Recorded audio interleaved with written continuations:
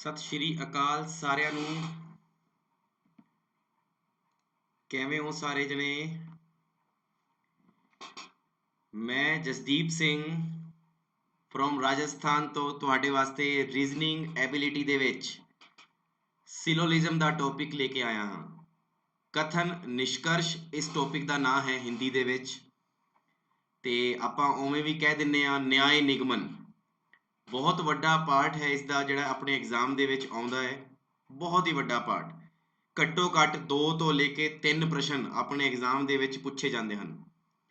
ਇਹਨਾਂ ਦਾ ਜਿਹੜਾ ਲੈਵਲ ਹੈ ਉਹ ਬਹੁਤ ਹੀ ਈਜ਼ੀ ਤੋਂ ਸਟਾਰਟ ਹੁੰਦਾ ਹੈ ਔਰ ਬਹੁਤ ਹਾਰਡ ਤੱਕ ਜਾ ਸਕਦਾ ਹੈ। ਬਟ ਆਪਾਂ ਜੇ ਪੰਜਾਬ ਪੁਲਿਸ ਦੀ ਗੱਲ ਕਰਦੇ ਹਾਂ ਤਾਂ ਲੈਵਲ ਜਿਹੜਾ ਹੈਗਾ ਉਹ ਮਾਤਰ 50% ਤੱਕ ਹੀ ਪਹੁੰਚ ਪਾਉਂਦਾ ਹੈ, ਮਾਤਰ 50% ਤੱਕ। ਹੁਣ ਆਪਾਂ ਜੇ ਇਹਦੇ ਵਿੱਚ ਗੱਲ ਕਰਦੇ ਹਾਂ ਸਿਲੋਲਿਜ਼ਮ, ਨਾਮ ਤੋਂ ਹੀ ਪਤਾ ਲੱਗ ਰਿਹਾ ਹੈ ਸਿਲੋਗਸ, ਸਿਲੋਗਸ ਜਿਹਦੇ ਵਿੱਚ ਤੁਹਾਨੂੰ ਕੁਐਸਚਨ ਵੀ ਦਿੱਤੇ ਹੋਣਗੇ ਤੇ ਆਨਸਰ ਵੀ ਦਿੱਤੇ ਹੋਣਗੇ। ਦੋਨੋਂ ਤਰ੍ਹਾਂ ਦੇ ਚੀਜ਼ਾਂ ਤੁਹਾਡੇ ਕੋਲੇ ਹੋਣਗੀਆਂ। ਤੁਹਾਨੂੰ ਬਸ ਇਹੀ ਦੱਸਣਾ ਹੋਏਗਾ ਕਿ ਕਿਹੜਾ ਸਹੀ ਹੈ ਤੇ ਕਿਹੜਾ ਗਲਤ ਹੈ, ਕਿਹੜਾ ਸਹੀ ਹੈ ਤੇ ਕਿਹੜਾ ਗਲਤ ਹੈ। ਜਿਵੇਂ ਆਪਾਂ ਗੱਲ ਕਰਦੇ ਹਾਂ, ਸਭ ਤੋਂ ਜਿਹੜੀ ਪਹਿਲੀ ਚੀਜ਼ ਹੈ ਸਿਲੋਲਿਜ਼ਮ ਦੇ ਅੰਦਰ, ਉਹ ਕਿਸ ਰੂਪ ਦੇ ਵਿੱਚ ਆਉਂਦੀ ਹੈ? ਉਹ ਆਉਂਦੀ ਹੈ ਸਭ ਤੋਂ ਪਹਿਲਾਂ ਓਲ ਦੇ ਵਿੱਚ। ਕਿਹਦੇ ਵਿੱਚ ਆਉਂਦੀ ਹੈ? ਓਲ, ਜਿਹਨੂੰ ਆਪਾਂ ਕਹਿ ਦਿੰਨੇ ਆ ਸਾਰੇ ਦੇ ਸਾਰੇ। ਕੀ ਕਹਿ ਦਿੰਨੇ ਆ ਆਪਾਂ? ਸਾਰੇ ਦੇ ਸਾਰੇ। ਆਪਾਂ ਇੱਥੇ ਲਿਖ ਦਿੰਨੇ ਆ ਸਾਰੇ ਦੇ ਸਾਰੇ। ਕਲੀਅਰ ਹੈ? ਸਾਰੇ ਦੇ ਸਾਰੇ, ਜਿਹਨੂੰ ਆਪਾਂ ਕੰਡੀਸ਼ਨ ਨੂੰ ਦੇ ਦਿੰਨੇ ਆ ਓਲ ਦਾ ਨਾਮ। ਇੱਕ ਤਾਂ ਆਪਣੇ ਕੋਲੇ ਪੇਪਰ ਦੇ ਵਿੱਚ ਓਲ ਵਾਲੀ ਕੰਡੀਸ਼ਨ ਪੁੱਛੀ ਜਾਂਦੀ ਹੈ, ਤੇ ਦੂਜੇ ਨੰਬਰ ਤੇ ਪੁੱਛੀ ਜਾਂਦੀ ਹੈ ਆਪਣੇ ਕੋਲੇ ਸਮ ਵਾਲੀ, ਜਿਹਨੂੰ ਆਪਾਂ ਕਹਿ ਦਿੰਨੇ ਆ ਕੁਛ। ਕੀ ਕਹਿ ਦਿੰਨੇ ਆ? ਕੁਛ। ਧਿਆਨ ਰੱਖਣਾ, ਯਾਨੀ ਕੁਛ A B ਹੈਗੇ ਹਨ, ਤੇ ਇੱਥੇ ਕਹਿ ਦਿੰਦਾ ਹੈ ਆਪਾਂ ਨੂੰ ਕੁਛ ਇਸ ਤਰੀਕੇ ਦੀ ਕੰਡੀਸ਼ਨ ਜਿਹੜੀ ਪੇਪਰ ਦੇ ਵਿੱਚ ਆਉਂਦੀ ਹੈ। ਆਪਾਂ ਨੂੰ ਕਹਿ ਦਿੰਦਾ ਹੈ ਕਿ ਸਾਰੇ ਦੇ ਸਾਰੇ ਜਿਹੜੇ A ਹਨ ਉਹ B ਹਨ, ਤੇ ਸਾਰੇ ਦੇ ਸਾਰੇ ਜਿਹੜੇ B ਹਨ ਉਹ ਕੀ ਹਨ? C ਹਨ। ਯਾਨੀ ਕਿ ਸਾਰੇ ਦੇ ਸਾਰੇ ਵਾਲੀ ਜਿਹੜੀ ਕੰਡੀਸ਼ਨ ਪੇਪਰ ਦੇ ਵਿੱਚ ਆਏਗੀ ਉਹ ਐਵੇਂ ਬਣੇਗੀ, ਯਾਨੀ ਸਾਰੇ ਦੇ ਸਾਰੇ ਜਿਹੜੇ A ਹੈ ਉਹ B ਹੈਗੇ ਹਨ, ਜਿਹੜੇ ਸਾਰੇ ਦੇ ਸਾਰੇ B ਹੈਗੇ ਨੇ ਉਹ ਸਾਰੇ ਦੇ ਸਾਰੇ ਕੀ ਨੇ? C ਹੈਗੇ ਹਨ। ਤੇ ਸਾਰੇ ਦੇ ਸਾਰੇ ਵਾਲੀ ਕੰਡੀਸ਼ਨ ਤਾਂ ਇਹੋ ਜੀ ਬਣੇਗੀ, ਤੇ ਜਿਹੜੀ ਕੁਛ ਵਾਲੀ ਕੰਡੀਸ਼ਨ ਹੈਗੀ ਆ ਉਹ ਇਹੋ ਜੀ ਬਣੇਗੀ, ਜਿਹਦੇ ਵਿੱਚ ਕੀ ਹੋਏਗਾ ਕਿ ਕੁਛ A, ਆ ਜਿਹੜੇ ਸਾਰੇ ਦੇ ਸਾਰੇ A ਹੈਗੇ ਨੇ ਇਹਦੇ ਚੋਂ ਕੁਛ ਕੀ ਨੇ? B ਨੇ। ਤੇ ਜਿਹੜੀ ਕੁਛ ਵਾਲੀ ਕੰਡੀਸ਼ਨ ਹੈਗੀ ਆ ਉਹ ਇਸ ਤਰੀਕੇ ਦੇ ਨਾਲ ਅੱਧੀ ਅੱਧੀ ਡਿਵਾਈਡ ਹੋਏਗੀ। ਇਹਨੂੰ ਕੁਛ ਕਿਹਾ ਜਾਂਦਾ ਹੈ। ਕੀ ਕਿਹਾ ਜਾਂਦਾ ਹੈ? ਕੁਛ ਕਿਹਾ ਜਾਂਦਾ ਹੈ।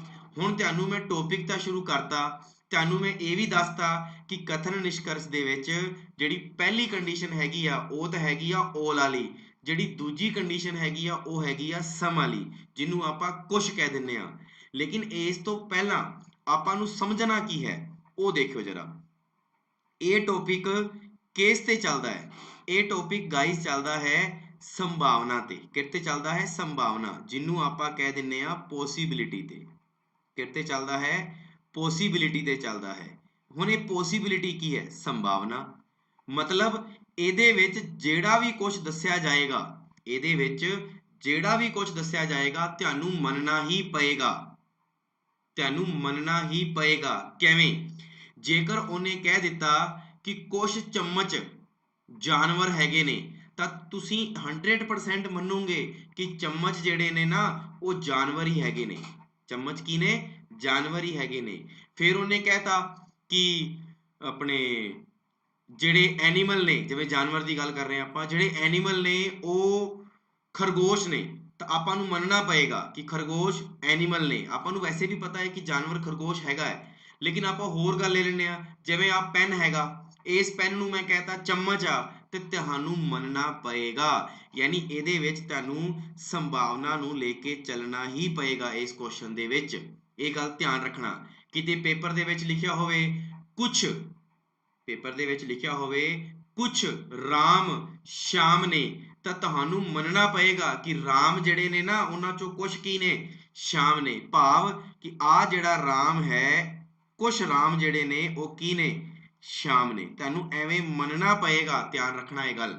ਇਜ਼ ਦੈਟ ਕਲੀਅਰ ਸਾਰਿਆਂ ਨੂੰ? ਫਟਾਫਟ ਇੱਕ ਵਾਰੀ ਸਾਰੇ ਜਣੇ ਕਮੈਂਟ ਬਾਕਸ ਦੇ ਵਿੱਚ ਜਾਂ ਲਾਈਵ ਚੈਟ ਦੇ ਵਿੱਚ ਇਹ ਜ਼ਰੂਰ ਲਿਖ ਦਿਓ ਕਿ ਯੈਸ ਸਰ, ਸਾਨੂੰ ਇੱਥੋਂ ਤੱਕ ਬਿਲਕੁਲ ਕਲੀਅਰ ਹੈ ਕਿ ਸਾਨੂੰ ਜਾਂ ਤਾਂ ਕੁਐਸਚਨ ਮਿਲੇਗਾ all ਤੇ ਡਿਪੈਂਡ, ਜਾਂ ਸਾਨੂੰ ਕੁਐਸਚਨ ਮਿਲੇਗਾ ਸਮ ਤੇ ਡਿਪੈਂਡ, ਯਾਨੀ ਜਾਂ ਤਾਂ ਸਾਰੇ ਦੇ ਸਾਰੇ ਤੇ ਡਿਪੈਂਡ ਮਿਲੇਗਾ ਜਾਂ ਕੁਝ ਤੇ ਡਿਪੈਂਡ ਮਿਲੇਗਾ ਕੁਐਸਚਨ। ਇਹਦੇ ਇਲਾਵਾ ਹਜੇ ਅੱਗੇ ਗੱਲ ਕਰਾਂਗੇ ਕਿ ਹੋਰ ਕਿਹੜੇ-ਕਿਹੜੇ ਕੰਡੀਸ਼ਨਾਂ ਤੇ ਕੁਐਸਚਨ ਮਿਲ ਸਕਦਾ ਹੈ। ਇੱਥੋਂ ਤੱਕ ਸਾਰਿਆਂ ਨੂੰ ਕਲੀਅਰ ਹੈ? ਅੱਗੇ ਵਧੀਏ ਆਪਾਂ। ਚਲੋ ਹੁਣ ਦੇਖੋ ਸਾਰੇ ਜਣੇ, ਜਿਹੜੀ ਚੀਜ਼ ਮੈਂ ਦੱਸਣਾ ਚਾਹੁੰਦਾ, ਮੈਂ ਤੁਹਾਨੂੰ ਦੱਸਿਆ ਇਹਦੇ ਵਿੱਚ ਇੱਕ ਤਾਂ ਕੰਡੀਸ਼ਨ ਆਏਗੀ all ਵਾਲੀ, ਦੂਜੀ ਕੰਡੀਸ਼ਨ ਆਏਗੀ ਸਮ ਵਾਲੀ। ਕੰਡੀਸ਼ਨ ਕਲੀਅਰ ਹੋ ਗਈ? ਇਹਦੇ ਵਿੱਚ ਕੀ ਹੋਏਗਾ, ਸਭ ਤੋਂ ਪਹਿਲਾਂ ਤੁਹਾਨੂੰ ਸਟੇਟਮੈਂਟ ਨੂੰ ਕਲੀਅਰ ਕਰਨਾ ਪਏਗਾ। ਕਿਹਨੂੰ ਕਲੀਅਰ ਕਰਨਾ ਪਏਗਾ? ਸਟੇਟਮੈਂਟ, ਜਿਹਨੂੰ ਆਪਾਂ ਕਹਿ ਦਿੰਨੇ ਆ ਕਥਨ। ਕੀ ਕਹਿ ਦਿੰਨੇ ਆ? ਕਥਨ। ਤੇ ਇਹਦੇ ਵਿੱਚ ਵੀ ਸਮ ਵਾਲੀ ਕੰਡੀਸ਼ਨ ਦੇ ਵਿੱਚ ਵੀ ਆਪਾਂ ਨੂੰ ਕੀ ਕੰਡੀਸ਼ਨ ਕਲੀਅਰ ਕਰਨੀ ਪਏਗੀ? ਪਹਿਲਾਂ ਸਟੇਟਮੈਂਟ ਵਾਲੀ। ਜਿਵੇਂ ਤੁਹਾਨੂੰ ਸਟੇਟਮੈਂਟ ਕਹਿ ਦਿੱਤਾ ਗਿਆ ਕਿ all A ਆਰ ਬੀ, ਯਾਨੀ ਸਾਰੇ ਦੇ ਸਾਰੇ ਜਿਹੜੇ A ਨੇ ਉਹ ਕੀ ਨੇ? B ਨੇ।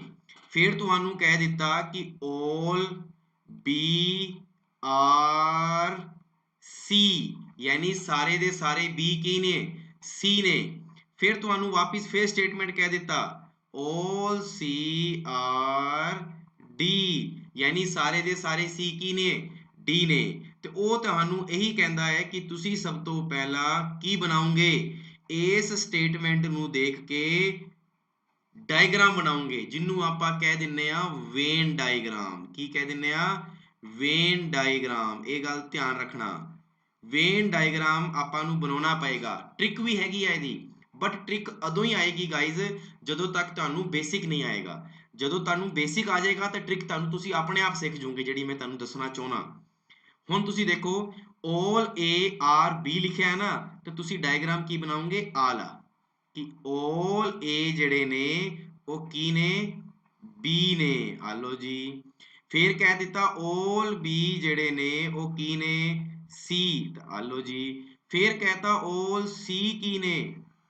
D ਨੇ। ਆ ਲਓ ਜੀ D। ਇਜ਼ ਦੈਟ ਕਲੀਅਰ ਸਾਰਿਆਂ ਨੂੰ ਕਿ ਸਟੇਟਮੈਂਟ ਤੋਂ ਤੁਹਾਨੂੰ ਕੀ ਬਣਾਉਣਾ ਹੈ? ਡਾਇਗਰਾਮ ਬਣਾਉਣਾ ਹੈ। ਸਿਰਫ ਦੇਖ ਕੇ ਕਿ all A R B, ਤਾਂ ਆ ਲਓ ਜੀ। all B R C, ਆ ਲਓ ਜੀ।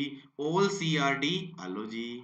ਇਸੇ ਤਰ੍ਹਾਂ ਜੇ ਆਪਾਂ ਸਮ ਵਾਲੀ ਦੀ ਗੱਲ ਕਰੀਏ ਕਿ ਸਮ ਵਾਲੇ ਦੇ ਵਿੱਚ ਵੀ ਸਟੇਟਮੈਂਟ ਕਿਹੋ ਜਿਹੇ ਮਿਲਣਗੇ ਆਪਾਂ ਨੂੰ? ਸਮ ਵਾਲੇ ਦੇ ਵਿੱਚ ਸਟੇਟਮੈਂਟ ਮਿਲਣਗੇ ਆਪਾਂ ਨੂੰ ਇਹੋ ਜਿਹੇ, ਦੇਖੋ ਸਮ A ਆਰ B, ਕੁਛ A ਜਿਹੜੇ ਨੇ ਉਹ ਕੀ ਨੇ? B ਨੇ। ਸਮ B ਆਰ C, ਦੇਖੋ ਇਹਦੇ ਵਿੱਚ ਪੰਜਾਬੀ ਲਿਖਣ ਦੀ ਲੋੜ ਨਹੀਂ ਗੀ, ਮੈਂ ਮੂੰਹੋਂ ਬੋਲੀ ਜਾਣਾ ਹੈ, ਤੁਹਾਨੂੰ ਸਿਰਫ ਇਹਦੇ ਵਰਡਿੰਗ ਨੂੰ ਸਮਝਣੀ ਹੈ। all ਦਾ ਮਤਲਬ ਸਾਰੇ ਦੇ ਸਾਰੇ, ਤੇ ਸਮ ਦਾ ਮਤਲਬ ਕੁਛ, ਤੇ ਕੁਛ A B ਨੇ, ਕੁਛ B C ਨੇ। ਤਾਂ ਤੁਸੀਂ ਇੱਥੇ ਡਾਇਗਰਾਮ ਕੀ ਬਣਾਓਗੇ? ਇੱਥੇ ਡਾਇਗਰਾਮ ਬਣੇਗਾ ਕੁਛ ਇਸ ਤਰੀਕੇ ਦਾ। ਕਿਹੋ ਜਿਹਾ? ਕਿ ਕੁਛ A B ਨੇ ਤੇ ਕੁਛ B ਕੀ ਨੇ? C ਨੇ। ਇਹੋ ਜਿਹਾ ਡਾਇਗਰਾਮ ਬਣੇਗਾ। ਯਾਨੀ ਕੁਛ ਵਾਲਾ ਡਾਇਗਰਾਮ ਤਾਂ ਅੰਦਰ ਦੀ ਅੰਦਰ ਬਣੇਗਾ ਔਰ ਸਾਰੇ ਵਾਲਾ ਡਾਇਗਰਾਮ ਇਹੋ ਜਿਹਾ ਬਣੇਗਾ। ਫਿਰ ਉਸ ਤੋਂ ਬਾਅਦ ਕੀ ਹੁੰਦਾ ਹੈ? ਉਸ ਤੋਂ ਬਾਅਦ ਗਾਈਜ਼ ਹੁੰਦਾ ਹੈ ਆਪਣਾ ਨਿਸ਼ਕਰਸ਼, ਜਿਹਨੂੰ ਆਪਾਂ ਕਹਿ ਦਿੰਨੇ ਆ ਕਨਕਲੂਜਨ। ਕੀ ਹੁੰਦਾ ਹੈ? ਕਨਕਲੂਜਨ। ਇਹ ਕਨਕਲੂਜਨ ਕੀ ਹੁੰਦਾ ਹੈ? ਹੁਣ ਦੇਖਣਾ ਧਿਆਨ ਨਾਲ।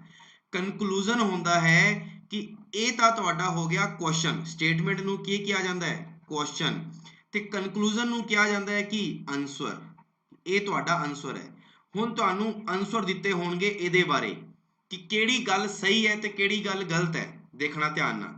ਜਿਵੇਂ ਤੁਹਾਨੂੰ ਕਹਿ ਦਿੱਤਾ ਕਿ all A R D, ਫਿਰ ਲਿਖਤਾ all B R A, ਫਿਰ ਲਿਖਤਾ sum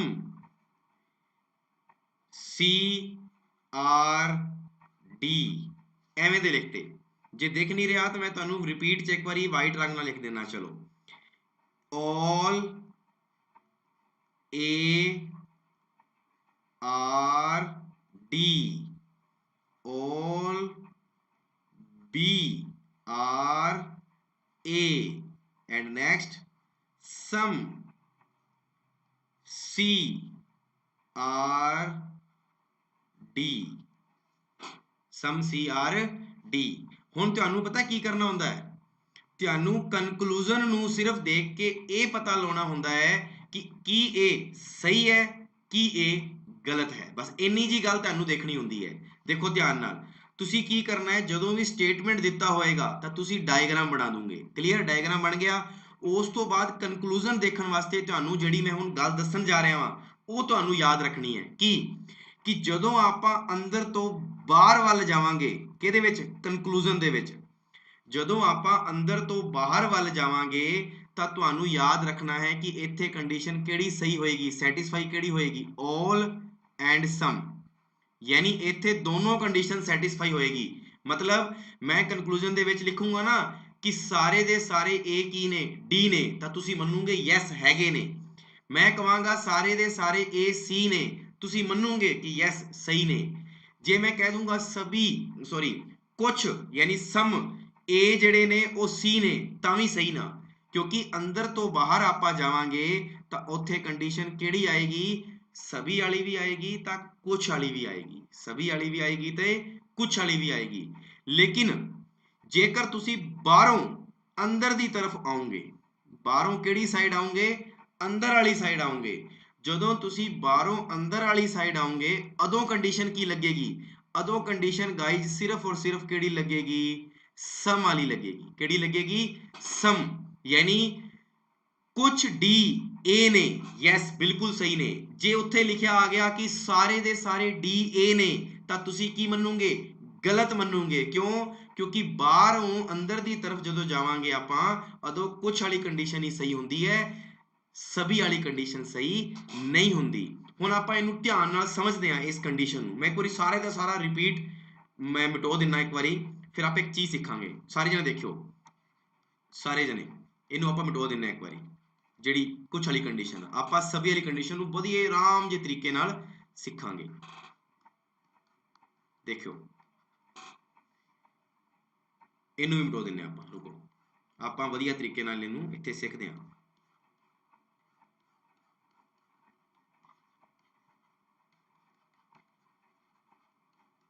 ਚਲੋ ਹੁਣ ਦੇਖਿਓ, ਮੈਂ ਤੁਹਾਨੂੰ ਸਟੇਟਮੈਂਟ ਦਿੱਤਾ, ਉਸ ਤੋਂ ਬਾਅਦ all ਵਾਲਾ ਮੈਂ ਕੀ ਦਿੱਤਾ ਤੁਹਾਨੂੰ, ਕਨਕਲੂਜਨ ਦਿੱਤਾ। ਕਨਕਲੂਜਨ ਕੀ ਦਿੱਤਾ ਤੁਹਾਨੂੰ ਮੈਂ ਕਿਹਾ ਸਮ, ਆ ਰਿਪੀਟ ਕਰ ਲੈਂਦੇ ਆ, ਸਮ A is D, ਠੀਕ ਹੈ, all D are B, all A are C। ਆ ਤੁਹਾਨੂੰ ਮੈਂ ਕਨਕਲੂਜਨ ਦੇਤਾ। ਹੁਣ ਤੁਸੀਂ ਕੀ ਕਰਨਾ ਹੈ, ਧਿਆਨ ਨਾਲ, ਮੈਂ ਜਿਹੜੀ ਗੱਲ ਦੱਸੀ ਤੁਹਾਨੂੰ ਕਿ ਅੰਦਰੋਂ ਬਾਹਰ ਦੀ ਸਾਈਡ ਜਾਵਾਂਗੇ ਤਾਂ all ਵੀ ਸਹੀ ਹੈ ਤੇ ਕੁਛ ਵੀ ਸਹੀ ਨੇ, ਔਰ ਜਦੋਂ ਬਾਹਰੋਂ ਅੰਦਰ ਦੀ ਤਰਫ ਆਵਾਂਗੇ ਉਦੋਂ ਕੇਵਲ ਔਰ ਕੇਵਲ ਕੀ ਸਹੀ ਆ, ਸਮ ਸਹੀ ਆ। ਕਿਹੜੀ ਕੰਡੀਸ਼ਨ ਦੇ ਵਿੱਚ, all ਵਾਲੀ ਕੰਡੀਸ਼ਨ ਦੇ ਵਿੱਚ। ਕਿਹਦੇ ਵਿੱਚ, all ਵਾਲੀ ਕੰਡੀਸ਼ਨ ਦੇ ਵਿੱਚ। ਹੁਣ ਤੁਸੀਂ ਸਾਰੇ ਜਣੇ ਦੇਖਣਾ ਧਿਆਨ ਨਾਲ, ਇਹੋ ਜਿਹਾ ਕਿਉਂ ਹੋਇਆ, ਐਵੇਂ ਕਿਉਂ ਹੋਇਆ ਕਿ ਬਾਹਰੋਂ ਜਦੋਂ ਅੰਦਰ ਦੀ ਸਾਈਡ ਆਏ ਤਾਂ ਕੁਛ ਹੀ ਕਿਉਂ ਹੋਇਆ, ਔਰ ਜਦੋਂ ਅੰਦਰੋਂ ਬਾਹਰ ਵਾਲੀ ਸਾਈਡ ਗਏ ਤਾਂ ਸਾਰੇ ਦੇ ਸਾਰੇ ਸਹੀ ਕਿਉਂ ਹੋਏ ਤੇ ਕੁਝ ਸਹੀ ਕਿਉਂ ਹੋਏ। ਦੇਖੋ ਧਿਆਨ ਨਾਲ, ਮੈਂ ਬਾਹਰ ਖੜਾ ਹਾਂ, ਤੁਸੀਂ ਅੰਦਰ ਬੈਠੇ ਹੋ ਕਲਾਸ ਦੇ ਵਿੱਚ, ਮੈਂ ਬਾਹਰ ਖੜਾ ਹਾਂ ਔਰ ਤੁਸੀਂ ਅੰਦਰ ਬੈਠੇ ਹੋ ਕਲਾਸ ਦੇ ਵਿੱਚ। ਮੈਨੂੰ ਕਿਸੇ ਨੇ ਬਾਹਰੋਂ ਪੁੱਛਿਆ ਵੀ ਇਹ ਕਲਾਸ ਇੰਨਾ ਸ਼ੋਰ ਕਿਉਂ ਕਰ ਰਹੀ ਹੈ, ਤਾਂ ਮੈਂ ਇਹ ਗੱਲ ਕਹਿ ਸਕਦਾ ਵਾਂ ਕਿ ਸਾਰੇ ਦੇ ਸਾਰੇ ਜਣੇ ਸ਼ੋਰ ਕਰ ਰਹੇ ਆ। ਕੀ ਇਹ ਕਹਿ ਸਕਦਾ, ਨਹੀਂ ਕਹਿ ਸਕਦਾ, ਕਿਉਂਕਿ ਮੇਰੇ ਦਿਮਾਗ ਦੇ ਵਿੱਚ ਸਿਰਫ ਇੱਕ ਪੋਸਿਬਿਲਿਟੀ ਆਏਗੀ ਕਿ ਸ਼ੋਰ ਹੋ ਰਿਹਾ ਹੈ, ਬਟ ਮੈਂ ਕਿਸੇ ਨੂੰ ਇਹ ਨਹੀਂ ਕਹਿ ਸਕਦਾ ਕਿ ਸਾਰੇ ਦੇ ਸਾਰੇ ਸ਼ੋਰ ਕਰ ਰਹੇ ਨੇ। ਬਟ ਕਲਾਸ ਦੇ ਵਿੱਚੋਂ ਸ਼ੋਰ ਤਾਂ ਆ ਰਿਹਾ ਹੈ ਨਾ, ਇਸ ਕਰਕੇ ਮੈਂ ਕਹਿ ਸਕਦਾ ਕਿ ਕੁਝ ਜਣੇ ਹੀ ਸ਼ੋਰ ਕਰ ਰਹੇ ਨੇ। ਤਾਂ ਬਾਹਰੋਂ ਜਦੋਂ ਮੈਂ ਅੰਦਰ ਵਾਲੀ ਸਾਈਡ ਆਵਾਂਗਾ ਤਾਂ ਮੈਂ ਸਿਰਫ ਇੱਕ ਹੀ ਗੱਲ ਕਹਿ ਸਕਦਾ ਕਿ ਕੁਝ ਜਣੇ ਹੀ ਸ਼ੋਰ ਕਰ ਰਹੇ ਨੇ, ਯਾਨੀ ਕੁਛ ਵਾਲੀ ਕੰਡੀਸ਼ਨ ਨੂੰ ਹੀ ਕੀ ਮੰਨਿਆ ਜਾਏਗਾ, ਸਹੀ ਮੰਨਿਆ ਜਾਏਗਾ। ਲੇਕਿਨ ਭਾਵ ਜੇ ਮੈਂ ਅੰਦਰ ਆ ਗਿਆ ਔਰ ਅੰਦਰੋਂ ਬਾਹਰ ਸਾਈਡ ਜਾਵਾਂਗਾ ਤਾਂ ਅੰਦਰ ਆ ਕੇ ਤਾਂ ਮੈਨੂੰ ਬਿਲਕੁਲ ਦੁੱਧ ਦਾ ਦੁੱਧ ਤੇ ਪਾਣੀ ਦਾ ਪਾਣੀ ਪਤਾ ਲੱਗ ਜਾਏਗਾ ਨਾ ਕਿ ਸਾਰੇ ਜਣੇ ਸ਼ੋਰ ਕਰ ਰਹੇ ਆ ਜਾਂ ਕੁਝ ਜਣੇ ਹੀ ਸ਼ੋਰ ਕਰ ਰਹੇ ਨੇ। ਤਾਂ ਆਪਾਂ ਨੂੰ ਇੱਥੋਂ ਕਲੀਅਰ ਹੋ ਜਾਏਗਾ ਕਿ ਜਦੋਂ ਅੰਦਰੋਂ ਬਾਹਰ ਜਾਵਾਂਗੇ ਨਾ तो ਉਹ all ਵੀ ਹੋ ਸਕਦਾ ਹੈ ਔਰ ਉਹ ਕੁਛ ਵੀ ਹੋ ਸਕਦਾ ਹੈ। ਤਾਂ ਫਟਾਫਟ ਦੱਸੋ ਕਿ ਅੱਜ ਜਿਹੜੀ ਮੇਰੀ ਕਲਾਸ ਮੈਂ ਤੁਹਾਨੂੰ ਲੈ ਰਿਹਾ ਤੁਹਾਡੀ, ਕੀ ਉਹ ਸਮਝ ਵਿੱਚ ਆ ਰਹੀ ਹੈ ਸਾਰਿਆਂ ਨੂੰ? ਫਟਾਫਟ ਦੱਸੋ ਕਿ ਇਹ ਗੱਲ ਜਿਹੜੀ ਮੈਂ ਤੁਹਾਨੂੰ ਦੱਸੀ ਹੈ ਹੁਣੇ all ਵਾਲੀ, ਇਹ ਗੱਲ ਸਾਰਿਆਂ ਨੂੰ ਸਮਝ ਵਿੱਚ ਆ ਗਈ ਨਾ, ਕਿ ਬਾਹਰੋਂ ਅੰਦਰ ਸਮ, ਅੰਦਰੋਂ ਬਾਹਰ all ਔਰ ਸਮ। ਹੁਣ ਦੇਖੋ ਸਮ A is D, ਇੱਥੋਂ ਜਾਵਾਂਗੇ A ਤੋਂ ਲੈ ਕੇ D ਵੱਲ, ਯਾਨੀ ਅੰਦਰੋਂ ਕਿੱਥੇ ਜਾਵਾਂਗੇ? ਬਾਹਰ ਸਾਈਡ। ਜਦੋਂ ਅੰਦਰੋਂ ਬਾਹਰ ਵਾਲੀ ਸਾਈਡ ਜਾਵਾਂਗੇ ਤਾਂ ਸਮ ਵਾਲੀ ਗੱਲ ਵੀ ਸਹੀ ਹੈ ਤੇ all ਵਾਲੀ ਗੱਲ ਵੀ ਸਹੀ ਹੈ, ਭਾਵ ਪਹਿਲੀ ਗੱਲ ਬਿਲਕੁਲ ਕੀ ਹੋ ਗਈ ਆਪਣੀ? ਸਹੀ ਹੋ ਗਈ। ਦੂਜੀ ਗੱਲ ਤੇ ਚੱਲਦੇ ਹਾਂ। all D R B, ਆ ਰਿਹਾ D ਤੇ ਆ ਰਿਹਾ B, ਆਪਾਂ ਬਾਹਰੋਂ ਕਿੱਥੇ ਆ ਰਹੇ ਹਾਂ? ਅੰਦਰ ਵਾਲੀ ਸਾਈਡ ਆ ਰਹੇ ਹਾਂ। ਜਦੋਂ ਬਾਹਰੋਂ ਅੰਦਰ ਵਾਲੀ ਸਾਈਡ ਆਉਨੇ ਆ ਤਾਂ ਉੱਥੇ ਕੰਡੀਸ਼ਨ ਕਿਹੜੀ ਚੱਲਦੀ ਹੈ? ਸਮ। ਲੇਕਿਨ ਇੱਥੇ ਤਾਂ all ਲਿਖਤਾ, ਆਲੋ ਜੀ ਗਲਤ ਹੋ ਗਈ। ਅੱਗੇ ਚੱਲੋ, all A R C, ਆ ਰਿਹਾ A ਤੇ ਆ ਰਿਹਾ C, ਤੇ ਆਪਾਂ ਅੰਦਰੋਂ ਬਾਹਰ ਵਾਲੀ ਸਾਈਡ ਜਾ ਰਹੇ ਹਾਂ ਤਾਂ ਉੱਥੇ all ਵਾਲੀ ਕੰਡੀਸ਼ਨ ਕੀ ਹੁੰਦੀ ਹੈ? ਸਹੀ ਹੋ ਜਾਂਦੀ ਹੈ, ਭਾਵ ਪਹਿਲਾ ਵੀ ਸਹੀ ਹੈ ਤੇ ਤੀਜਾ ਵੀ ਸਹੀ ਹੈ। ਯਾਨੀ ਉੱਥੇ ਆਪਣਾ ਆਨਸਰ ਆ ਜਾਏਗਾ ਕਿ first and third conclusion is follow, ਯਾਨੀ ਫਸਟ ਤੇ ਥਰਡ ਜਿਹੜਾ conclusion ਹੈ ਉਹ ਕੀ ਕਰ ਰਿਹਾ ਹੈ? ਫੋਲੋ ਹੋ ਰਿਹਾ ਹੈ। ਦੱਸੋ ਵੀ ਸਾਰੇ ਜਣੇ ਇੱਥੋਂ ਤੱਕ ਕਲੀਅਰ ਹੈ ਸਾਰਿਆਂ ਨੂੰ? ਰੀਜ਼ਨਿੰਗ ਜਿੰਨਾ ਹੋ ਸਕੇ ਇੰਗਲਿਸ਼ ਦੇ ਵਿੱਚ ਕਰੋ ਤਾਂ ਤੁਹਾਨੂੰ ਬੈਨੀਫਿਟ ਹੋਏਗਾ, ਕਿਉਂਕਿ ਇੰਗਲਿਸ਼ ਦੇ ਵਿੱਚ ਕੀ ਹੁੰਦਾ ਹੈ? ਘੱਟ ਚੀਜ਼ਾਂ ਨੂੰ ਯਾਦ ਕਰਨਾ ਪੈਂਦਾ ਹੈ, ਪੰਜਾਬੀ ਤੇ ਹਿੰਦੀ ਦੇ ਵਿੱਚ ਚੀਜ਼ਾਂ ਨੂੰ ਬਹੁਤ ਯਾਦ ਕਰਨਾ ਪੈਂਦਾ ਹੈ। ਇੱਥੋਂ ਤੱਕ ਕਲੀਅਰ ਹੋ ਗਿਆ ਸਾਰਿਆਂ ਨੂੰ? ਫਿਰ ਆਪਾਂ ਗੱਲ ਕਰਦੇ ਹਾਂ ਇਹਦੇ ਵਿੱਚ ਸਮ ਵਾਲੀ। ਕਿਹੜੀ ਗੱਲ? ਸਮ ਵਾਲੀ ਗੱਲ ਤੁਹਾਨੂੰ ਮੈਂ ਇਹੀ ਦੱਸੀ ਕਿ ਕੁਛ A B ਨੇ ਤੇ ਕੁਛ B ਕੀ ਨੇ? C ਨੇ। ਬਸ ਜਿਹੜੀ ਚੀਜ਼ ਅਟੈਚ ਹੋ ਰਹੀ ਹੈ ਉਹ ਸਹੀ ਹੈ, ਔਰ ਜਿਹੜੀ ਚੀਜ਼ ਅਟੈਚ ਨਹੀਂ ਹੋ ਰਹੀ ਹੈ ਉਹ ਕੀ ਹੈ? ਗਲਤ ਹੈ। ਕਿਉਂਕਿ ਆਪਾਂ ਨੂੰ C ਦੇ ਨਾਲ A ਦਾ ਕੋਈ ਲਿੰਕ ਦਿੱਤਾ ਹੀ ਨਹੀਂ ਹੋਇਆ, ਤਾਂ ਆਪਾਂ ਕਿਵੇਂ ਕਹਿ ਦਾਂਗੇ ਕਿ C ਦਾ A ਦੇ ਨਾਲ ਲਿੰਕ ਹੈਗਾ? ਤੇ ਇਹ ਨਾ ਤਾਂ ਸਾਰਿਆਂ ਦੇ ਵਿੱਚ ਸਹੀ ਹੋਏਗਾ, ਨਾ ਇਹ ਕੁਛ ਦੇ ਵਿੱਚ ਸਹੀ ਹੋਏਗਾ। ਬਸ ਜਿਹੜੀ ਚੀਜ਼ ਤੁਹਾਨੂੰ ਪ੍ਰਤੱਖ ਰੂਪ ਨਾਲ ਦਿਖ ਰਹੀ ਹੈ ਕਿ C B ਦੇ ਨਾਲ ਅਟੈਚ ਹੈ ਤਾਂ ਸਹੀ ਹੋਏਗਾ, B A ਦੇ ਨਾਲ ਅਟੈਚ ਹੈ ਤਾਂ ਸਹੀ ਹੋਏਗਾ, ਬਟ A C ਦੇ ਨਾਲ ਅਟੈਚ ਨਹੀਂਗਾ ਤੇ ਗਲਤ ਹੋਏਗਾ। ਇਹ ਵੀ ਗੱਲ ਸਾਰਿਆਂ ਨੂੰ ਸਮਝ ਵਿੱਚ ਆ ਗਈ? ਤੇ ਆਪਾਂ ਦੋ ਚੀਜ਼ਾਂ ਸਿੱਖੀਆਂ, ਇੱਕ ਤਾਂ all, ਇੱਕ ਸਿੱਖੀ ਸਮ। ਹੁਣ ਦੇਖੋ ਧਿਆਨ ਨਾਲ, ਜਿਹੜੀ all ਹੈ ਨਾ, all ਨੂੰ ਆਪਾਂ ਕੇਸ ਹੋਰ ਨਾਮ ਨਾਲ ਜਾਣਦੇ ਹਾਂ, 100% ਵਾਲੇ ਨਾਮ ਨਾਲ ਜਾਣ ਸਕਦੇ ਹਾਂ। ਠੀਕ ਆ, ਸਾਰੇ ਦੇ ਸਾਰੇ ਆਪਾਂ ਇਸ ਤਰੀਕੇ ਨਾਲ ਜਾਣ ਸਕਦੇ ਹਾਂ। ਤੇ ਸਮ ਨੂੰ ਕਿਸ ਨਾਮ ਨਾਲ ਜਾਣ ਸਕਦੇ ਹਾਂ? ਸਮ ਨੂੰ ਆਪਾਂ ਕਹਿ ਸਕਦੇ ਹਾਂ ਮਿਨੀਮਮ, ਯਾਨੀ ਘੱਟੋ ਘੱਟ। ਠੀਕ ਹੈ, ਘੱਟੋ ਘੱਟ ਮਿਨੀਮਮ ਕਹਿ ਸਕਦੇ ਹਾਂ। ਫਿਰ ਆਪਾਂ ਕਹਿ ਸਕਦੇ ਹਾਂ ਐਟ ਲੀਸਟ। ਐਟ ਲੀਸਟ ਦਾ ਮਤਲਬ ਹੁੰਦਾ ਹੈ ਕਮ ਸੇ ਕਮ, ਜਿਹਨੂੰ ਆਪਾਂ ਮਿਨੀਮਮ ਹੀ ਕਹਿ ਦਿੰਦੇ ਹਾਂ, ਇਹ ਸਮ ਦੇ ਨਾਮ ਹੈ। ਜਾਂ ਆਪਾਂ ਕਹਿ ਦਿੰਦੇ ਹਾਂ 0 ਤੋਂ ਲੈ ਕੇ 99%, 0 ਤੋਂ ਲੈ ਕੇ 99% ਨੂੰ ਵੀ ਆਪਾਂ ਕੀ ਕਹਿ ਸਕਦੇ ਹਾਂ? ਸਮ ਕਹਿ ਸਕਦੇ ਹਾਂ। ਯਾਨੀ ਜਿੱਥੇ ਕੁਛ ਆ ਗਿਆ ਨਾ ਉੱਥੇ ਡਾਇਗਰਾਮ ਇਹੋ ਜਿਹਾ ਬਣੇਗਾ, ਔਰ ਜਿੱਥੇ ਸਭੀ ਆ ਗਿਆ ਉੱਥੇ ਡਾਇਗਰਾਮ ਇਹੋ ਜਿਹਾ ਬਣੇਗਾ। ਹੁਣ ਸਾਰੇ ਜਣੇ ਦੱਸੋ ਕਿ ਇੱਥੋਂ ਤੱਕ ਬਿਲਕੁਲ ਕਲੀਅਰ ਹੋ ਗਿਆ ਸਾਰਿਆਂ ਨੂੰ? ਇੱਥੋਂ ਤੱਕ ਬਿਲਕੁਲ ਕਲੀਅਰ ਹੋ ਗਿਆ ਸਾਰਿਆਂ ਨੂੰ? ਫਟਾਫਟ ਦੱਸੋ ਕਮੈਂਟ ਬਾਕਸ ਦੇ ਵਿੱਚ, ਫਟਾਫਟ ਦੱਸੋ ਸਾਰਿਆਂ ਨੂੰ ਇੱਥੋਂ ਤੱਕ ਸਾਰਿਆਂ ਨੂੰ ਕਲੀਅਰ ਹੈ? ਓਕੇ, ਹੁਣ ਆਪਾਂ ਅੱਗੇ ਚੱਲਦੇ ਹਾਂ। ਜਿਹੜੀ ਚੀਜ਼ ਸਿੱਖਣ ਵਾਲੀ ਹੈ ਆਪਣੀ, ਕਿ ਆਪਣੇ ਪੇਪਰ ਦੇ ਵਿੱਚ ਸਭ ਤੋਂ ਜਿਹੜਾ ਪਹਿਲਾ ਸਟੈਪ ਆਉਂਦਾ ਹੈ, ਪਹਿਲਾ ਜਿਹੜਾ ਸਟੈਪ ਹੈਗਾ ਐਗਜ਼ਾਮ ਦੇ ਵਿੱਚ, ਉਹ ਤੁਹਾਨੂੰ ਇੱਥੋਂ ਸਿੱਖਣਾ ਪਏਗਾ। ਪਹਿਲੇ ਦੇਖੋ ਕਿਹੋ ਜਿਹੀ ਲਾਈਨਾਂ ਲਿਖੀਆਂ ਹੁੰਦੀਆਂ। ਦੇਖੋ ਪਹਿਲਾਂ ਇੰਗਲਿਸ਼ 'ਚ ਪੜ੍ਹ ਕੇ ਦੱਸ ਦੇਣਾ, ਫਿਰ ਪੰਜਾਬੀ 'ਚ ਪੜ੍ਹ ਦੇਣਾ। ਠੀਕ ਹੈ, ਦੇਖੋ ਸਾਰੇ ਜਣੇ, in the following questions 3 statement are given and these statement are followed by 3 conclusion। ਇਹ ਕਹਿੰਦਾ ਹੈ ਹੇਠ ਦਿੱਤੇ ਪ੍ਰਸ਼ਨ ਦੇ ਵਿੱਚ 3 ਬਿਆਨ ਦਿੱਤੇ ਗਏ ਹਨ। ਇਹ ਬਿਆਨ ਤਿੰਨੇ ਸਿੱਟੇ 1 2 ਤੇ 3 ਦੁਆਰਾ ਦਿੱਤੇ ਗਏ ਹਨ। ਯਾਨੀ ਤੁਹਾਨੂੰ ਸਟੇਟਮੈਂਟ ਵੀ ਦਿੱਤਾ ਗਿਆ ਹੈ ਤੇ ਤੁਹਾਨੂੰ ਕਨਕਲੂਜਨ ਵੀ ਦਿੱਤਾ ਗਿਆ ਹੈ। ਬਸ ਤੁਹਾਨੂੰ ਸਟੇਟਮੈਂਟ ਨੂੰ ਪੜ੍ਹਨਾ ਹੈ, ਡਾਇਗਰਾਮ ਬਣਾਉਣਾ ਹੈ ਤੇ ਉਸ ਤੋਂ ਬਾਅਦ ਤੁਸੀਂ ਕੀ ਕਰਨਾ ਹੈ? ਕਨਕਲੂਜਨ ਦੇ ਵਿੱਚ ਦੱਸਣਾ ਹੈ ਕਿ ਕੀ ਉਹ ਸਹੀ ਹੈਗੇ ਨੇ, ਕੀ ਉਹ ਗਲਤ ਹੈਗੇ ਨੇ। ਕਲੀਅਰ ਹੈ? ਫਿਰ ਅੱਗੇ ਉਹਨੇ ਕੀ ਕਿਹਾ? You have to take the given 3 statement to be true. ਯਾਨੀ ਇਹ ਸਾਰੀ ਦੀ ਸਾਰੀ ਗੱਲਾਂ ਤੁਹਾਨੂੰ ਕੀ ਮੰਨਣੀਆਂ ਨੇ? ਸੱਤਿਆ ਮੰਨਣੀਆਂ ਨੇ। ਕੀ ਮੰਨਣੀਆਂ ਨੇ? ਸੱਤ ਮੰਨਣੀਆਂ ਨੇ। ਕਲੀਅਰ ਹੈ? ਸੱਤਿਆ ਮੰਨਣੀਆਂ ਨੇ, ਟਰੂ ਮੰਨਣੀਆਂ ਨੇ।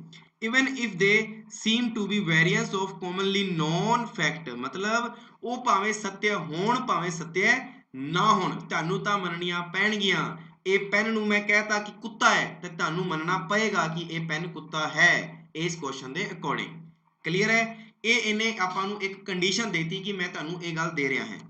ਉਸ ਤੋਂ ਬਾਅਦ ਦੇਖੋ ਸਾਰੇ ਜਣੇ ਕੁਐਸਚਨ ਨੰਬਰ 1 ਕੀ ਕਹਿੰਦਾ ਹੈ, ਸਾਰੇ ਜਣੇ ਦੇਖੋ।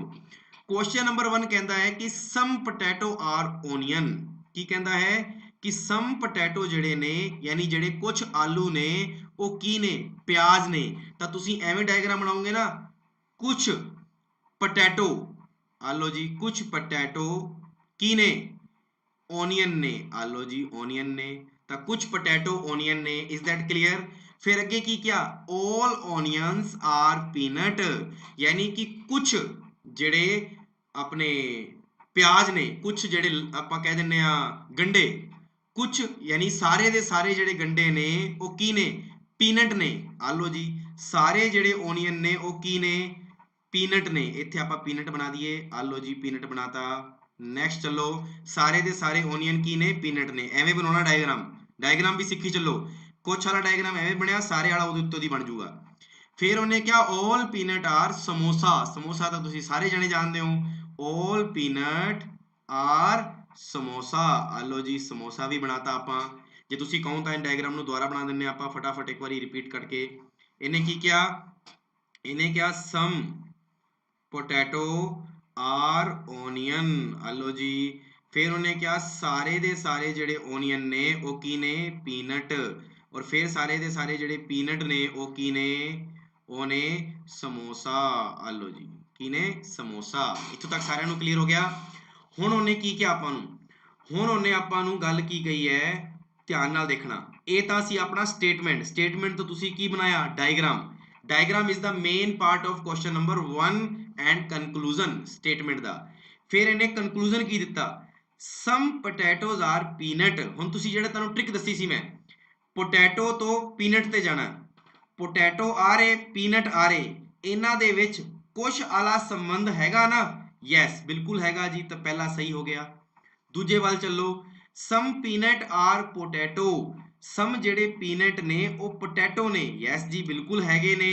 ਇਹ ਵੀ ਕੁਛ ਦੇ ਵਿੱਚ ਹੀ ਬਣੇਗਾ। ਅੱਗੇ ਚੱਲੋ, ਫਿਰ ਕਿਹਾ ਸਾਰੇ ਦੇ ਸਾਰੇ ਜਿਹੜੇ ਗੰਢੇ ਨੇ, ਓਨੀਅਨਸ ਨੇ, ਉਹ ਕੀ ਨੇ, ਸਮੋਸੇ ਨੇ।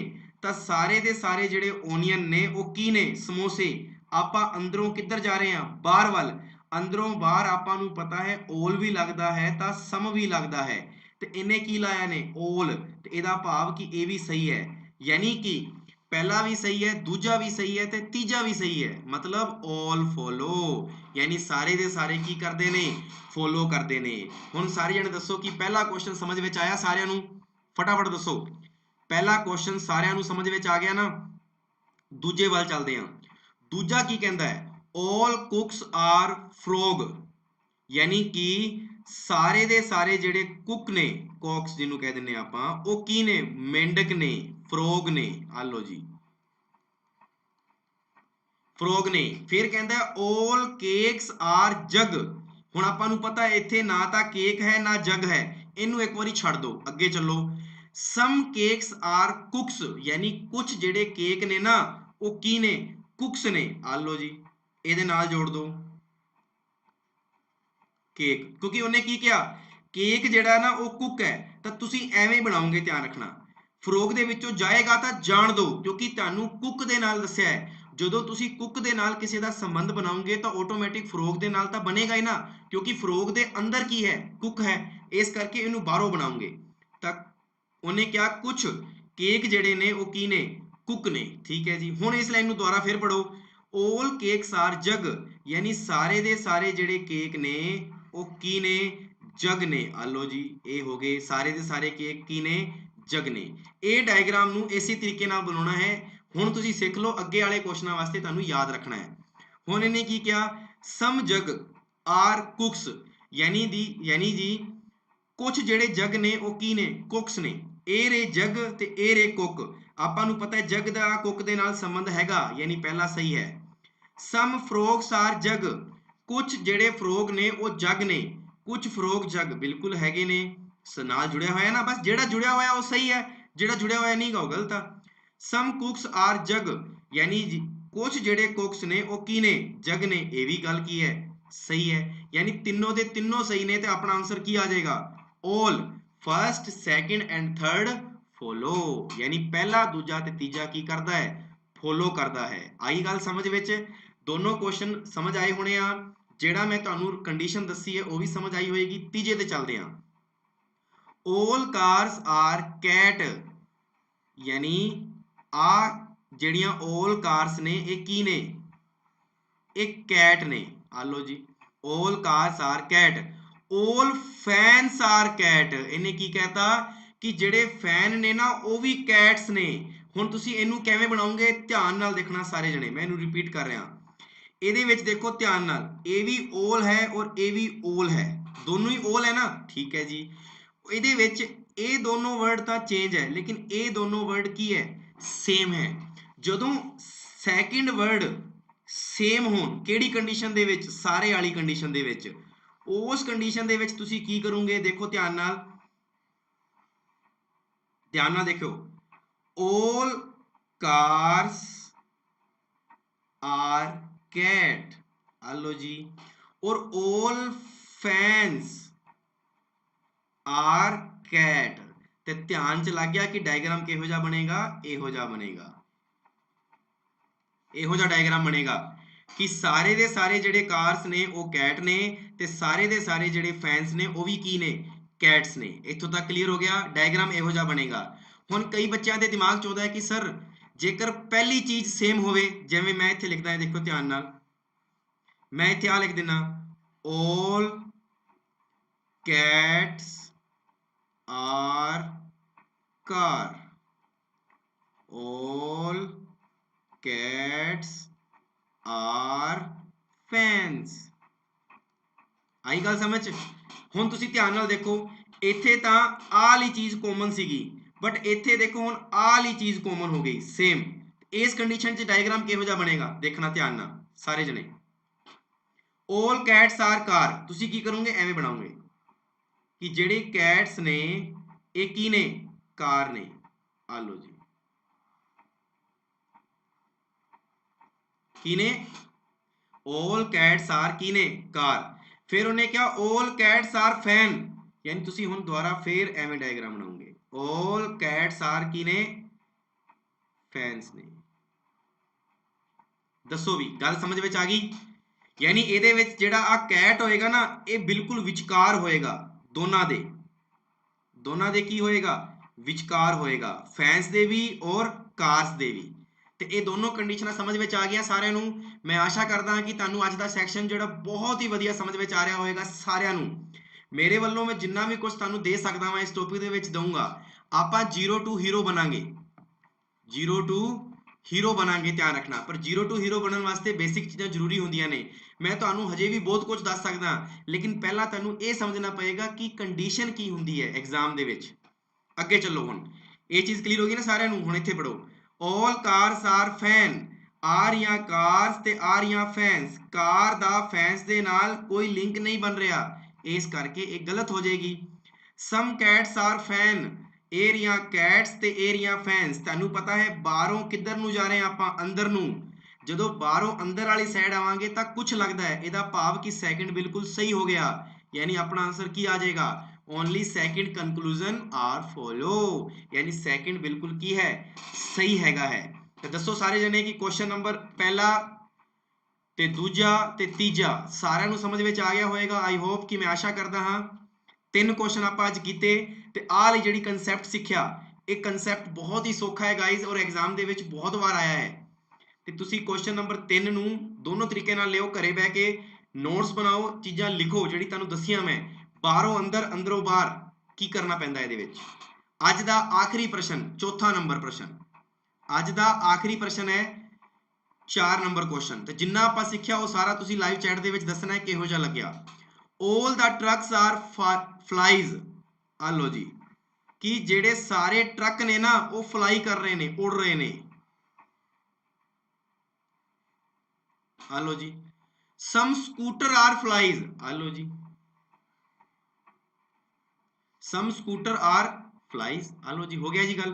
ਹੁਣ ਪੜੋ ਪਹਿਲੀ ਚੀਜ਼, all the trucks are scooter, ਇਹ ਕਹਿੰਦਾ ਹੈ ਕਿ ਸਾਰੇ ਦੇ ਸਾਰੇ ਜਿਹੜੇ ਟਰੱਕ ਨੇ ਨਾ ਉਹ ਸਕੂਟਰ ਨੇ।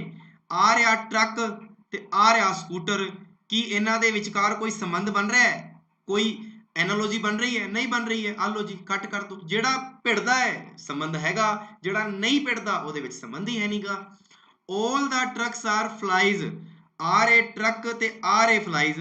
ਅੰਦਰੋਂ ਬਾਹਰ ਜਾਵਾਂਗੇ ਤਾਂ ਆਪਾਂ ਨੂੰ ਪਤਾ ਹੈ ਕੰਡੀਸ਼ਨ ਕਿਹੜੀ ਲੱਗਦੀ ਹੈ, all ਵੀ ਲੱਗਦੀ ਹੈ ਤਾਂ some ਵੀ ਲੱਗਦੀ ਹੈ।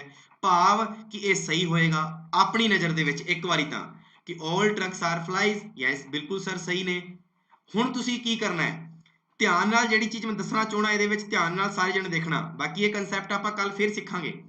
ਦੇਖੋ ਜਿਹੜਾ ਕਨਕਲੂਜਨ ਦੇ ਵਿੱਚ ਦਿੱਤਾ ਗਿਆ ਹੈ ਸ਼ਬਦ, ਉਹ ਸਟੇਟਮੈਂਟ ਦੇ ਵਿੱਚ ਵੀ ਦੇਖੋ ਦਿੱਤਾ ਹੋਇਆ ਨਾ, ਧਿਆਨ ਨਾਲ ਦੇਖੋ।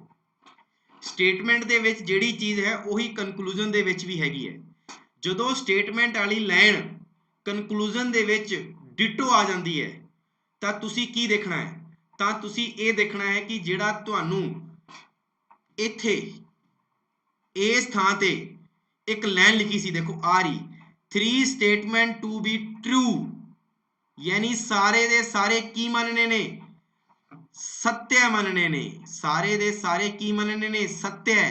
ਭਾਵ ਉਹ ਕਹਿੰਦਾ ਜਿਹੜਾ ਸਟੇਟਮੈਂਟ ਮੈਂ ਦੇਤਾ ਨਾ ਉਹੀ ਤੁਹਾਡਾ ਕਨਕਲੂਜਨ ਵੀ ਬਣ ਸਕਦਾ ਹੈ ਤਾਂ ਤੁਸੀਂ ਮੰਨਣਾ ਹੈ। ਤੇ ਇਹਦਾ ਭਾਵ ਇਹ ਹੋਇਆ ਕਿ ਆ ਜਿਹੜੀ ਲਾਈਨ ਹੈਗੀ ਹੈ ਇਹ ਹੁਣ ਆਪਾਂ ਕੀ ਮੰਨ ਲਾਂਗੇ, ਸਹੀ ਮੰਨ ਲਾਂਗੇ ਕਿ ਜਿਹੜੀ ਕਥਨ ਵਾਲੀ ਲਾਈਨ ਜਿਹੜੀ ਹੈਗੀ ਆ ਉਹ ਅਗਰ ਸਟੇਟਮੈਂਟ ਦੇ ਵਿੱਚ ਆ ਗਈ ਤਾਂ ਉਹ ਇਸ ਕੰਡੀਸ਼ਨ 'ਚ ਕੀ ਹੋ ਜਾਏਗੀ, ਸਹੀ ਹੋ ਜਾਏਗੀ। ਹੁਣ ਤੁਸੀਂ ਕਹੋਗੇ ਕਿ ਸਰ ਇਹ ਤਾਂ ਆਪਾਂ ਪਹਿਲਾਂ ਵੀ ਸਹੀ ਮੰਨਦੇ ਸੀ, ਫਿਰ ਨਵਾਂ ਕੀ ਹੋਇਆ? ਨਵਾਂ ਇਹਦੇ ਵਿੱਚ ਇਹ ਹੋਊਗਾ ਕਿ ਜਦੋਂ ਇੱਥੇ ਲਿਖਿਆ ਹੋਇਆ ਆ ਗਿਆ 3 statement to be possible, possible true. ਇਹ ਪੋਸੀਬਲ ਟਰੂ ਕੀ ਹੁੰਦਾ ਹੈ ਕਿ ਇਹਦੀ ਸੰਭਾਵਨਾ ਹੈ ਕਿ ਇਹ ਸੱਤਿਆ ਹੋ ਸਕਦੇ ਨੇ, ਯਾਨੀ ਆਪਾਂ ਇਹਨਾਂ ਨੂੰ ਮੰਨਣਾ ਹੈ। ਜਦੋਂ ਪੋਸੀਬਲ ਟਰੂ ਲਿਖਿਆ ਆ ਗਿਆ ਨਾ ਤਾਂ ਤੁਸੀਂ ਇਸ ਚੀਜ਼ ਨੂੰ ਕੀ ਮੰਨੋਗੇ, ਤੁਸੀਂ ਇਸ ਚੀਜ਼ ਨੂੰ ਗਲਤ ਮੰਨੋਗੇ। ਤੁਸੀਂ ਇਸ ਚੀਜ਼ ਨੂੰ ਕੀ ਮੰਨੋਗੇ, ਗਲਤ ਮੰਨੋਗੇ। ਐਵੇਂ ਕਿਉਂ ਹੋਇਆ? ਦੇਖੋ ਹੁਣ ਮੈਂ ਤੁਹਾਨੂੰ ਪੁੱਛਾਂ ਵਾਟ ਇਜ਼ ਯੋਰ ਨੇਮ, ਤਾਂ ਤੁਸੀਂ ਅੱਗੇ ਮੈਨੂੰ ਕੀ ਬੋਲੋਗੇ, ਆਪਦਾ ਨਾਂ ਹੀ ਦੱਸੋਗੇ ਨਾ। ਤੁਸੀਂ ਥੋੜੀ ਨਾ ਇਹ ਗੱਲ ਕਹਿ ਦੋਗੇ ਸਰ ਤੁਸੀਂ ਦੱਸੋ ਪਹਿਲਾਂ ਤੁਹਾਡਾ ਨਾਮ ਕੀ ਹੈ, ਵਾਟ ਇਜ਼ ਯੋਰ ਨੇਮ। ਕਦੀ ਵੀ ਕੁਐਸਚਨ ਦਾ ਆਨਸਰ ਕੁਐਸਚਨ ਤਾਂ ਹੋ ਹੀ ਨਹੀਂ ਸਕਦਾ। ਜਦੋਂ ਕੁਐਸਚਨ ਦਾ ਆਨਸਰ ਕੁਐਸਚਨ ਹੋ ਹੀ ਨਹੀਂ ਸਕਦਾ ਤਾਂ ਆਪਾਂ ਇਹਨੂੰ ਸਹੀ ਕਿਵੇਂ ਮੰਨ ਲਾਂਗੇ। ਇਸੇ ਕਰਕੇ ਧਿਆਨ ਰੱਖਣਾ, ਇਹ ਸਹੀ ਵੀ ਹੋ ਸਕਦਾ ਹੈ ਤੇ ਇਹ ਗਲਤ ਵੀ ਹੋ ਸਕਦਾ ਹੈ। ਕਿਹੜੀ ਚੀਜ਼? ਜਿਹੜੀ ਸਟੇਟਮੈਂਟ ਵਾਲੀ ਚੀਜ਼ ਕਨਕਲੂਜਨ ਦੇ ਵਿੱਚ ਡਾਇਰੈਕਟ ਆ ਜਾਏ, ਸਟੇਟਮੈਂਟ ਵਾਲੀ ਚੀਜ਼ ਕਨਕਲੂਜਨ ਦੇ ਵਿੱਚ ਡਾਇਰੈਕਟ ਆ ਜਾਏ, ਡਿਟੋ ਆ ਜਾਏ, ਉਹ ਸਹੀ ਵੀ ਹੋ ਸਕਦੀ ਹੈ, ਉਹ ਗਲਤ ਵੀ ਹੋ ਸਕਦੀ ਹੈ। ਸਹੀ ਕਦੋਂ ਹੋਏਗੀ? ਜਦੋਂ ਇੱਥੇ ਕੀ ਲਿਖਿਆ ਹੋਇਆ ਆ ਜਾਏ, ਇੱਥੇ ਲਿਖਿਆ ਹੋਇਆ ਆ ਜਾਏ ਟਰੂ, ਯਾਨੀ ਸੱਤਿਆ ਹੈ, ਤਾਂ ਉਹ ਚੀਜ਼ ਸਹੀ ਮੰਨਣੀ ਹੈ। ਜਦੋਂ ਇੱਥੇ ਲਿਖਿਆ ਆ ਜਾਏ ਕਿ ਪੋਸੀਬਲ ਟਰੂ ਤਾਂ ਤੁਸੀਂ ਉੱਥੇ ਕੀ ਮੰਨਣੀ ਹੈ, ਗਲਤ ਮੰਨਣੀ ਹੈ। ਕੀ ਮੰਨਣੀ ਹੈ? ਗਲਤ ਮੰਨਣੀ ਹੈ। ਤਾਂ ਹੁਣ ਤੁਸੀਂ ਕੀ ਮੰਨੋਗੇ ਇਹਨੂੰ ਸਹੀ, ਇਸ ਕਰਕੇ ਆਨਸਰ ਕੀ ਆ ਜਾਏਗਾ, ਸੈਕੰਡ ਕਨਕਲੂਜਨ ਸਹੀ ਹੈਗਾ ਹੈ। ਤਾਂ ਫਟਾਫਟ ਦੱਸੋ ਸਾਰੇ ਜਣੇ ਅੱਜ ਦੀ ਕਲਾਸ ਤੁਹਾਨੂੰ ਕਿਹੋ ਜਿਹੀ ਲੱਗੀ, ਫਟਾਫਟ ਦੱਸਿਓ ਲਾਈਵ ਚੈਟ ਦੇ ਵਿੱਚ। ਮੈਂ ਆਪਦਾ 100% ਦੇਣ ਦੀ ਕੋਸ਼ਿਸ਼ ਕੀਤੀ। ਮੇਰਾ ਇੱਕ ਡੈਮੋ ਕਲਾਸ ਸੀਗੀ ਅੱਜ ਦੀ ਆ, ਔਰ ਆਪਾਂ ਬੇਸਿਕ ਤੋਂ ਚੱਲੇ ਆ, ਇਹਨੂੰ ਬਹੁਤ ਉੱਤੇ ਤੱਕ ਲੈ ਕੇ ਜਾਵਾਂਗੇ ਆਪਾਂ। ਓਕੇ ਗਾਇਜ਼, ਤਾਂ ਮਿਲਦੇ ਆ ਇੱਕ ਨਵੇਂ ਸੈਸ਼ਨ ਦੇ ਵਿੱਚ। ਉਦੋਂ ਤੱਕ ਲਈ ਰੱਬ ਰਾਖਾ, ਸ਼ੱਬਾ ਖੈਰ।